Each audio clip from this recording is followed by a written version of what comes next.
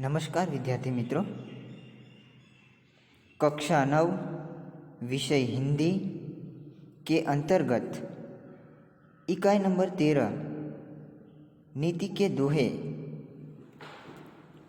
के बारे में आज हम समझौती प्राप्त करेंगे, जिसके कवि हैं रहीम। तो नीति के दोहे के बारे में चर्चा करने से पहले हम कवि परिचय के बारे में थोड़ा चर्चा कर लेंगे। तो रहीम का पूरा नाम है अब्दुल रहीम खान खाना। उनके पिता का नाम बेरम खां था, जो अकबर के अभिभावक थे। यानी कि अकबर जिस समय दिल्ली की राजगादी पर राज करता था, उसी समय वो रहीम का जन्म भी हुआ था। और अकबर के समय का वो है, अकबर के दरबार में 9 रत्नों में से एक थे रहीमदास। रहीम की कार्यक्षमता और बुद्धिमत्ता से अकबर बहुत प्रभावित थे, इसीलिए उन्होंने उनके दरबार में महामंत्री का सर्वोच्च पद प्रदान किया था। तो ये हुआ है रहीम खान का ये परिचय। अब हम रहीम ने जो दोहे के बारे में चर्चा की है, उनके बारे में हम चर्चा करते हैं।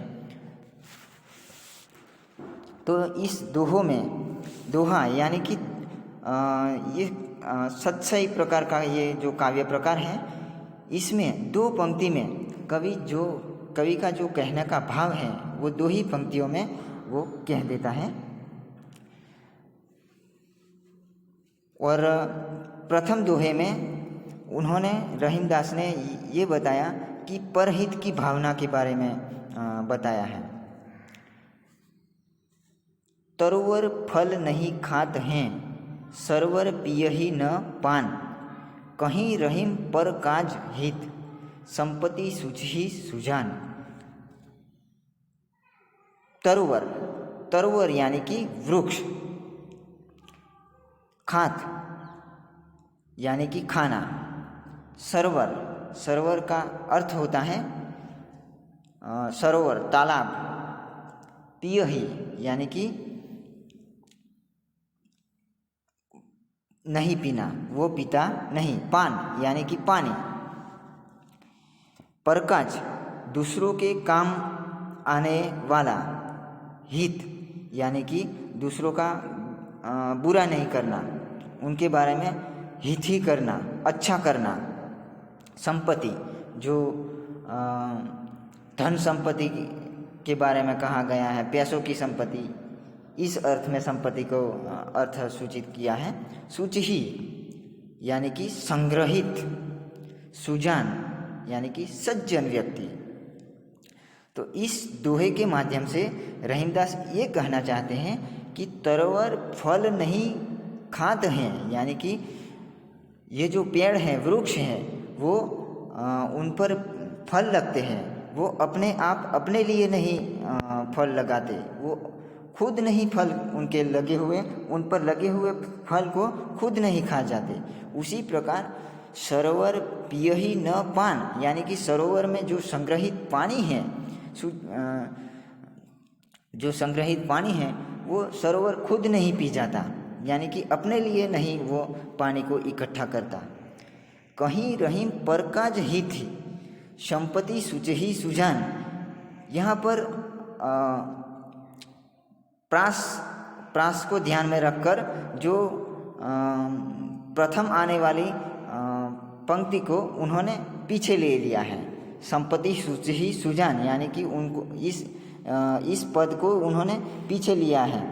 कहीं रहीम परकाज हित यानी कि जो सज्जन व्यक्ति हैं, जो सज्जन पुरुष हैं, वो अपने काम के लिए या अपने लिए ये जो संपत्ति है, ये जो बुद्धि के द्वारा जो संग्रहित किया है, वो अपने आप अपने लिए, अपने यूज के लिए, अपने उपयोग के लिए वो इकट्ठा नहीं करता, वो दूसरों को देने के लिए जो सज्जन व्यक्ति है वो ज्ञान इकट्ठा करता है और दूसरों को देता है।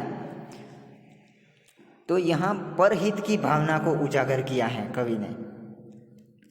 जो सज्जन व्यक्ति हैं वो अपने पास जो ज्ञान इकट्ठा करता है ये दूसरों के लिए, परहित की भावना के लिए वो सब कुछ इकट्ठा करता है और दूसरों को देता है। ये कवि कहना चाहता है इस पंक्ति के माध्यम से, इस दोहे के माध्यम से।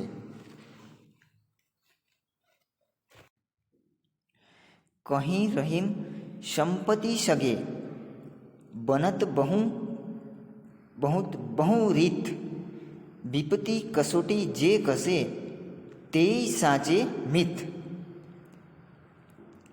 सगे यानी कि हमारे समाज में जो बहुत प्रकार के संबंधी होते हैं उनको हम सगे कहते हैं। तो उस अर्थ में सगे शब्द का प्रयोग किया गया है।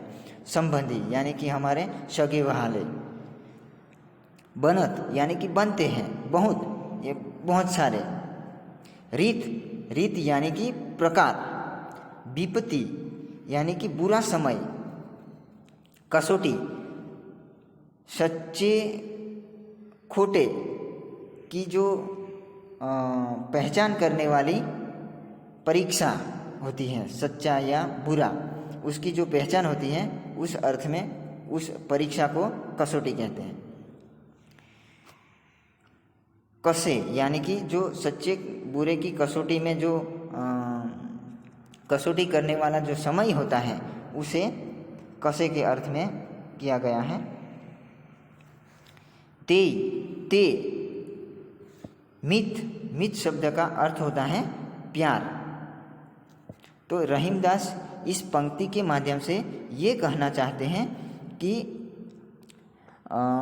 कहीं रहीम संपत्ति सगे यानी कि संपत्ति को देखकर, बनत बहुरीत यानी कि बहुत सारे लोग, बहुत प्रकार के सगे संबंधी, ये हम तुम्हारे ये लगते हैं या तुम्हारे ये हम संबंधी होते हैं। हमारे पास जब कभी पैसों की संपत्ति या धन होता है तो इस धन की लालच में बहुत सारे लोग हमारे साथ बहुत प्रकार के संबंध जोड़ लेते हैं उस संपत्ति को देखकर। लेकिन जब हमें विपत्ति आती है, आपत्ति हमारे ऊपर जो बुरा समय आता है, तो उस समय जो बुरे समय में जो हमें काम लगता है, जो हमें काम आता है, हमें उगारने की कोशिश करता है, वो कसौटी है। तो उस समय हमें जो काम लगता है, हमारे ऊपर जो बुरा समय गुजर रहा है, तब हमें जो साथ देता है, तो उस कसौटी में वो पार उतरता है, सच्चे बुरे की कसौटी में, तो वो ही सच्चा मित्र होता है। तो इस दोहे के माध्यम से मुझे एक कहानी याद आ गई कि दो मित्र थे।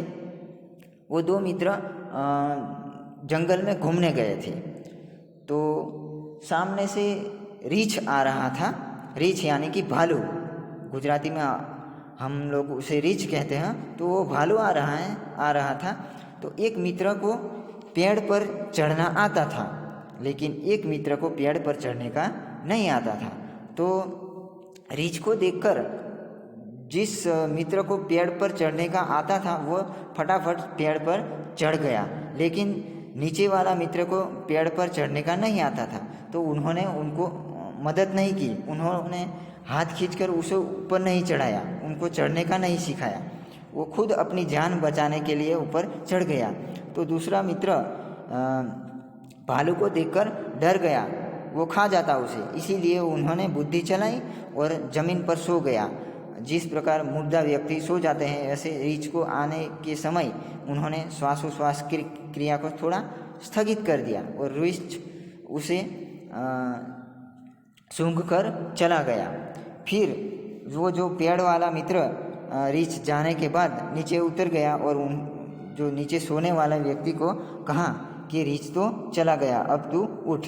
फिर दोनों घर चलने लगे और रास्ते में वो जो पेड़ पर चढ़ा हुआ था व्यक्ति मित्र, उन्होंने नीचे सोए हुए मित्र को पूछा, रीछ तुझे कान में क्या कहा? तो नीचे सोने वाला जो मित्र था उन्होंने सोच समझ कर जवाब दिया कि जो हमें विपत्ति के समय, हमें आपत्ति के समय जो काम नहीं आता, ऐसे मित्र की दोस्ती नहीं करनी चाहिए, ऐसा कहा रीछ ने हमें। ऐसा जवाब वो नीचे वाला मित्र ने दिया। तो पेड़ पर चढ़ा हुआ मित्र वो अपने आप समझ गया कि ये क्या कहना चाहता है। तो इस दोहे के माध्यम से रहीम का कहना यही भाव था।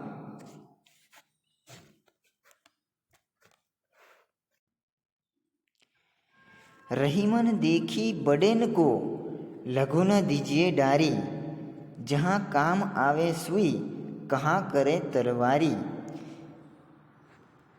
बड़ेन यानी कि बड़े लोग, लघु यानी कि छोटा, डारी शब्द का अर्थ होता है छोड़ना, काम यानी कि हमें जो काम करते हैं वो, सुई जो धागा पिरोया जाता है और कपड़े को सिया जाता है वो सुई, तरवारी शब्द का अर्थ होता है तलवार। तो रहीम इस दोहे के माध्यम से ये कहते हैं कि रहीमन देखी बड़ेन को, यानी कि बड़े व्यक्ति को देखकर, बड़ों को देखकर हमें छोटे व्यक्ति की उपेक्षा नहीं करना चाहिए, छोटे व्यक्ति की उपेक्षा नहीं करना चाहिए। जहाँ काम आवे सुई, कहाँ करे तलवारी, यानी कि जिस काम हमें सुई से किया जाता है वो काम तलवार से नहीं किया जाता। जब हमें कोई कपड़े को सीना है, फटे हुए कपड़े को सीना है, तो उस काम सुई से किया जाता है, सुई ही कर सकती है, वो काम तलवार नहीं कर सकती। उसी प्रकार समाज में बहुत सारे ऐसे काम होते हैं जो हमें छोटे व्यक्ति से होता है, छोटा व्यक्ति कर सकता है, वो काम बड़ा व्यक्ति नहीं कर सकता। जैसे कि ये सफाई का काम, कहीं भी सफाई का काम है या मकान बांध काम करना है तो हमें मजदूर की आवश्यकता है। यहाँ पर बड़े लोग, धनिक लोग काम नहीं कर सकते, वहाँ पर मजदूर ही वो काम कर सकता है। उसी अर्थ में रहीमदास ने कहा है कि जो काम सुई करती है वो काम तलवार नहीं कर सकती, जो काम छोटे लोग कर सकते हैं वो बड़े लोग नहीं कर सकती है। इसीलिए हमें बड़े को देखकर छोटे व्यक्ति की उपेक्षा मत करनी चाहिए, नहीं करनी चाहिए।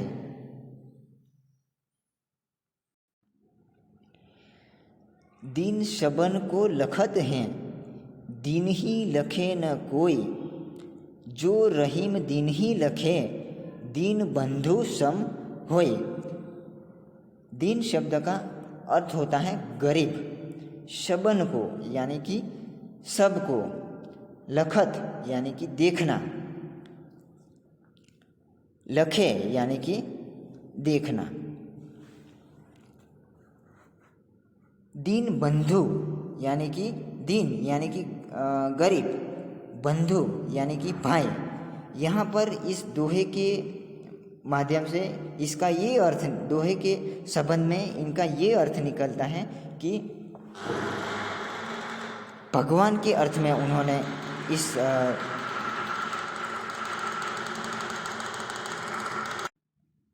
यहाँ पर भगवान के अर्थ में उन्होंने दीन बंधु शब्द का प्रयोग किया है। सम यानी कि समान। तो रहीमदास इस दोहे के माध्यम से ये कहना चाहते हैं कि गरीब लोग, जो गरीब लोग होते हैं वो बड़े लोग या सबन को लखत हैं, यानी कि गरीब लोग जो उनके सामने आने जाने वाले लोगों को, सभी लोगों को, असहाय लोग, गरीब लोग, सबको आशा भरी नज़रों से देखते हैं, ये मुझे कुछ देगा, उसी अर्थ में। लेकिन जो गरीब लोगों को ये जो बड़े लोग कभी नहीं देखते। दिन ही लखे न कोई, यानी कि गरीब को कोई भी लोग, जो बड़े बड़े लोग होते हैं, धनिक लोग होते हैं, वो गरीब लोगों की और कभी भी दया दृष्टि नहीं करते। जो रहीम दिन ही लखे, यानी कि जो लोग गरीब के सामने दया दृष्टि भाव से जो देखते हैं, वो सचमुच दीन बंधु सम होय, यानी कि भगवान के समान होय। हमारे समाज में बहुत सारे ऐसे लोग होते हैं, यानी वो कभी कभी हम धार्मिक स्थल पर जाते हैं तो बहुत सारे भीख मंगू लोग, यानी कि गरीब लोग यहाँ पर भीख मांग के अपना पेट का पालन पोषण, यानी खाना पूरने के लिए वो भीख मांगने बैठ जाते हैं। तो ऐसे लोगों के सामने कोई बड़े लोग कभी भी दया दृष्टि से नहीं देखते। तो रहीमदास यहाँ पर ये कहना चाहते हैं कि जो सचमुच में गरीब लोगों के सामने दया दृष्टि भाव से देखते हैं, वो सचमुच दीन बंधु सम होई, यानी कि भगवान के समान होता है। उन पर गरीबों पर दया दृष्टि करता है, ऐसा व्यक्ति सचमुच में भगवान के समान होता है। तो यहाँ इन दोहों के माध्यम से रहीमदास ने जिस प्रकार गागर में सागर भरने का, छोटी सी गागर होती है, उसी प्रकार पूरे सागर भरने का प्रयत्न किया है। पूरे सागर को एक छोटी सी गागर में भरने का प्रयास किया है, यानी कि इस छोटे से दोहे में पूरे काव्य का भाव भरने का प्रयत्न रहीमदास ने इस दोहों के माध्यम से किया है। तो विद्यार्थी मित्रों, हम पहले दोहे में परहित की भावना, यानी कि दूसरों का भलाई करने की भावना को यहाँ पर रहीमदास ने उजागर करने का प्रयत्न किया है। तो दूसरे दोहों में सही संबंध, यानी कि कैसे व्यक्ति के साथ हमें संबंध रखना चाहिए, जो हमें बुरे समय में काम लगते हैं, ऐसे व्यक्ति के साथ हमें संबंध रखना चाहिए, ऐसा दूसरे दोहे में रहीमदास ने सिखाने का, बोध देने का प्रयत्न किया है। तो तीसरे दोहे में जो छोटी सी चीज़ का कितना बड़ा महत्व होता है, तो छोटी चीज़ का महत्व को उन्होंने उजागर किया है। तो चौथे दोहे में उन्होंने जो गरीब पर दया दृष्टि करता है, वो सचमुच भगवान है, ऐसा उन्होंने इस दोहे का भाव को उजागर करने का प्रयत्न किया है। तो विद्यार्थी मित्रों, आज हम इन 4 दोहों के बारे में चर्चा करते हैं। नेक्स्ट दोहे के बारे में हम नेक्स्ट वीडियो में चर्चा करेंगे। अस्तु।